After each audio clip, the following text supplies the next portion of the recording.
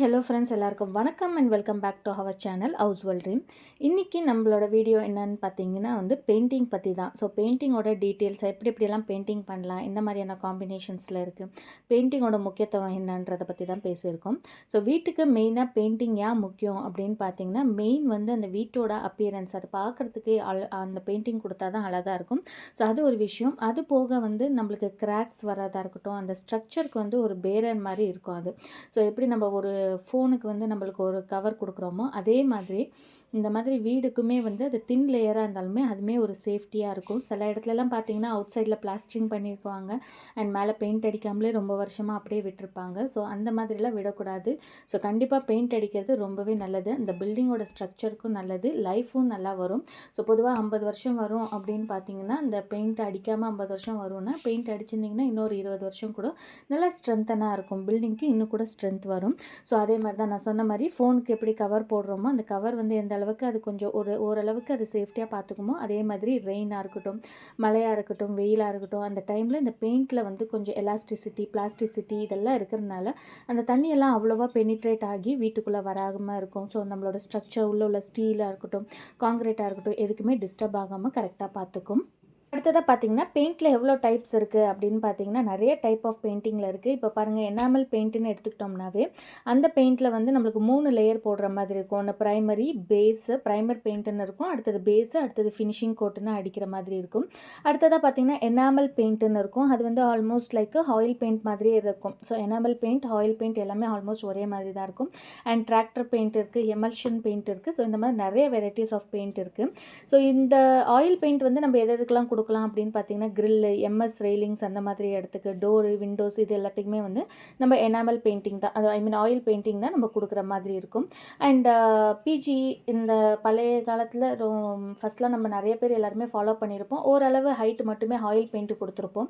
So அப்போ அதெல்லாம் கரையாகாமல் இருக்குமே, க்ளீனாக இருக்கும். ஸோ தேவைப்பட்டால் வாஷ் பண்ணிக்கலாம் அப்படின்றதுக்காக அந்த மாதிரி நம்ம கொடுத்துட்டு இருந்தோம். ஸோ அதே மாதிரி பிஜி அந்த மாதிரி ஒரு ஹாஸ்டல் ஸ்டேயிங்லாம் இருக்கும்போதெல்லாம் ஆயில் பெயிண்டிங் கொடுத்துட்டு இருந்தாங்க.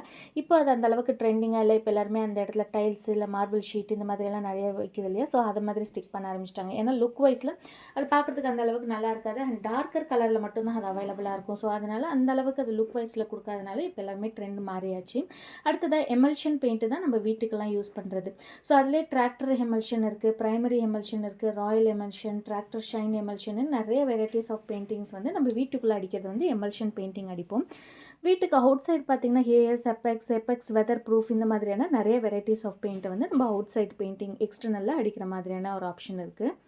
கரெக்டான முறையில் எப்படி பெயிண்டிங் அடிக்கணும் அப்படின்னு பார்த்தீங்கன்னா, வால் கன்ஸ்ட்ரக்ஷன் எல்லாமே முடிஞ்ச அப்புறமேட்டு, டைல்ஸ் எல்லாம் முடிஞ்ச அப்புறமேட்டு ஃபஸ்ட்டு மெயின் ஸ்க்ரப்பிங் பண்ணிக்கணும். அந்த செவுத்தை கம்ப்ளீட்டாக பிளெயினாக ஃபினிஷாக வச்சுக்கணும். அடுத்தது கிராக்ஸ் ஏதாச்சும் இருந்துச்சுன்னா அந்த கிராக்ஸில் உள்ள ஓட்டையாக இருக்கட்டும், அந்த கிராக் டெவலப் ஆகிருக்கிறது இருக்கட்டும், இது எல்லாமே கரெக்டாக ஃபில்லிங் பண்ணிக்கணும். இது எல்லாம் முடிஞ்ச அப்புறமேட்டு மேலே புட்டி போடணும். ஸோ பட்டின்னு சொல்லுவாங்க. ஸோ பிர்லா பட்டி நம்மளுக்கு கிடைக்கும். ஸோ அதை நம்ம மிக்ஸ் பண்ணி அடிக்கணும். இந்த பட்டியை க்ளீனாக போட்டுட்டு அதுக்கு மேலேயும் நல்லா ஸ்க்ரப்பிங் பண்ணி க்ளீனாக ஃபினிஷ் பண்ணிக்கணும். இது எந்த அளவுக்கு ஃபினிஷ் பண்ணுறோமோ அந்த அளவுக்கு தான் அது மேலே கொடுக்குற பெயிண்டிங்கோட லுக் இன்னும் கூட நல்லாயிருக்கும். ஸோ அதனால இது ரொம்பவே பர்டிகுலரான ஒரு விஷயம். அண்ட் பட்டியெல்லாம் பார்த்தீங்கன்னா இந்த பால்கனி ஸ்பேஸு, பார்க்கிங் ஏரியா இந்த இடத்துலலாம் நம்ம தண்ணி படுற இடத்துலலாம் பட்டி கொடுக்க தேவையில்லை. வெறும் வீட்டுக்குள்ளே மட்டும்தான் மெயினாக கொடுக்கணும். ஸோ பட்டிங்கெல்லாம் கொடுத்த அப்புறமேட்டு நல்லா க்ளீனாக ரப்பிங் பண்ணி ஃபினிஷ் பண்ணோன்னு ப்ரைமர் அடிக்கணும்.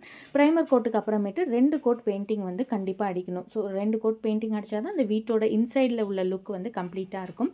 வெளில பார்த்தீங்கன்னா வெறும் ப்ரைமர் அடிச்சுட்டு 2 கோட் பெயிண்ட் அடித்தா மட்டும் போதும், பட்டி அடிக்க வேண்டிய அவசியம் இருக்காது. அதே மாதிரி வீட்டுக்கு வெளில அடிக்கிற 2 கோட்டுமே முடிஞ்ச அளவுக்கு உடனே அடித்தா நல்லாயிருக்கும். ஒரு கோட் அடித்து 2 நாள்லேயே அடுத்த கோட்டையும் நம்ம கொடுத்துடணும். ஸோ ரொம்ப நாள் டிலேலாம் கொடுத்து பண்ணாமல் ஒரே டைமாக அதை கொடுத்திங்கன்னா அதுக்கு நல்ல ஸ்ட்ரென்த்தனாக இருக்கும். வீட்டுக்குள்ளே கொடுக்குற பட்டி பார்த்திங்கன்னா இந்த ஒரு கோட் ப்ரைமர் அடிக்கிறோம் பாருங்கள், அதுக்கு அடுத்தது ஒரு 10 நாள் சென்று கூட நீங்கள் கரெக்டாக அந்த 2 கோட்டையுமே கம்ப்ளீட் பண்ணிடலாம். சில பேர் வீடு குடி போகும்போது ஒரு கோட் மட்டும் அடிப்பாங்க, அதுக்கப்புறம் இன்னொரு கோட் அடிக்கலாம்னு சொல்லுவாங்க. பட் ஒரு கோட் அடித்தா அந்த அளவுக்கு அது கிளியராக இருக்காது. 2 கோட் அடித்தா மட்டும் தான் அது நல்லாவே பார்க்குறதுக்கும் நல்லாயிருக்கும், க்ளீன் ஃபினிஷிங்காக இருக்கும். இல்லைனா அங்கங்கே திட்டாக இருக்கிற மாதிரி தான் இருக்கும். ஸோ இது ப்ராப்பராக பார்த்துக்கணும். எப்போ பெயிண்டிங் அடிக்கணும் அப்படின்னு பார்த்தீங்கன்னா, இன்சைடில் ஏதாச்சும் இன்டீரியர் ஒர்க்கெல்லாம் பண்ணுறாங்க இல்லையா, அதெல்லாம் முடிஞ்ச அப்புறம் தான் பெயிண்டிங் அடிக்கணும். இல்லை நாங்கள் இன்டீரியர் ஒர்க் எதுவுமே பண்ணுறதில்ல அப்படின்னா டைல்ஸ் எல்லாம் போட்ட அப்புறமேட்டு நம்ம பெயிண்டிங் ஸ்டார்ட் பண்ணிடலாம். ஸோ டைல்ஸ் ஒர்க்கு தான் லாஸ்ட். அதுக்கு அடுத்தது நம்ம டேரெக்டாக பெயிண்டிங் ஒர்க்குக்கு போயிடலாம். அந்த பெயிண்டிங் ஒர்க்குக்கு போகிறதுக்கு முன்னாடி இன்னொரு முக்கியமான விஷயம் என்னென்னா, பண்ணிட்டோம்னா இந்த வாசக்கால்லாம் இருக்குது பாருங்கள், அந்த வாசக்கால், விண்டோஸ் இது எல்லாத்தையுமே நல்லா க்ளீனாக ரப் பண்ணி அது ஃபுல்லாகவே வந்து ஃபினிஷிங் கொடுத்துடணும். ஸோ அப்போ தான் வந்து டேரெக்டாக க்ளீனாக ஃபினிஷிங் கொடுத்துட்டா தான் நம்மளுக்கு பெயிண்ட் அடிக்கிறதுக்கும் ஈஸியாக இருக்கும். ஸோ இந்த விண்டோ, வாசக்கால் இது எல்லாத்தையுமே இந்த சின்ன சின்ன பிசுறெல்லாம் இருக்கும், அதெல்லாம் க்ளீன் பண்ணிவிட்டு அடுத்தது இந்த மெயினாக செவுத்துக்கெலாம் வந்து பட்டி கொடுத்து ப்ரைமரெல்லாம் அடிச்சிட்டோம்னா டேரெக்டாக நம்ம ஒரே டேக்லேயே வந்து ஃபுல்லாகவே வந்து டபுள் கோட் பெயிண்டிங் அடிக்கிறதுக்கு இன்னும் கூட நல்லாயிருக்கும். பெயிண்ட் அடிக்கும்போது நிறையாவே வந்து கீழெல்லாம் சிந்தும் இல்லையா? ஸோ அதுக்கு ஏதாச்சும் சொல்யூஷன் இருக்கா அப்படின்னு பார்த்தீங்கன்னா, ஃபஸ்ட்டு ஆசிட் வாஷ் பண்ணுறதுக்கு முன்னாடியே வந்து ஒரு கோட் பெயிண்டிங் வந்து நம்ம பண்ணிடணும். ஸோ ஒரு கோட் பெயிண்டிங் பண்ண அப்புறமேட்டு இந்த டைல்ஸுக்கெல்லாம் ஆசிட் வாஷ்லாம் பண்ணி கிளியர் பண்ணிடணும். இதுக்கு அடுத்ததாக வந்து நம்ம நெக்ஸ்ட்டு செகண்ட் கோட் அடிக்கிறதுக்கு முன்னாடி வந்து தார்பால் போட்டுக்கலாம். இல்லை ஸ்டாண்ட், அந்த பெயிண்ட் ஸ்டாண்ட் அடிக்கிறாங்க இல்லையா?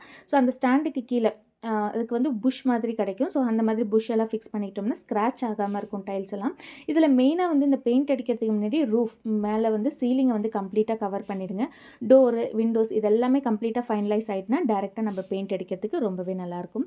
அண்ட் டெக்ஸ்சர் பெயிண்டிங் பற்றி நிறைய பேர் இப்படி போடுறாங்களா, நிறைய பேர் லைக் பண்ணுறாங்களா அப்படின்னு கேட்டிங்கன்னா, டெக்ஸ்சர் பெயிண்டிங் வந்து முன்னெல்லாம் அவுட் சைடில் மட்டும்தான் ரொம்பவே இன்ட்ரெஸ்ட் பண்ணி டெக்ஸ்சர் பெயிண்டிங் பண்ணிட்டு இருந்தாங்க. இப்போ நிறைய பேர் வந்து வீட்டுக்குள்ளேயே வந்து நிறைய டெக்ஸ்சர் பெயிண்டிங் ஸ்டென்சில்ஸ் எல்லாம் வச்சுட்டு டிசைன் பண்ண ஆரம்பிச்சிட்டாங்க. நிறைய டைல்ஸ்லேயே நிறைய டிசைன்ஸ்லாம் அப்கிரேட்டடாக இருக்குது. ஸோ அந்த மாதிரி யூஸ் பண்ணுறாங்க.